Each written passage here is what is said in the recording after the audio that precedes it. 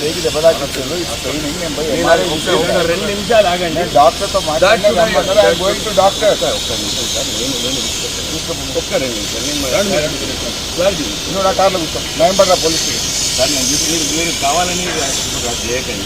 నేను తీసుకెళ్తా. నువ్వు నా బండి కూర్చో. నువ్వు నా బండి కూర్చో. సార్ నేను తీసుకుపోయేదాకా మీరు పోలేరు. కూర్చో. నేను అరెస్ట్ చేసినా అని చెప్పానంటే పోలీస్ స్టేషన్ ఉండండి. హౌస్ అరెస్ట్ అని చెప్తున్నాం కదా, మీకు ఎందుకు ఇబ్బంది? అరే నేను డాక్టర్ దగ్గర తీసుకెళ్తా సార్, నేను తీసుకెళ్తా. రాత్రి నాకు నేను గుంజూరు గుంజితే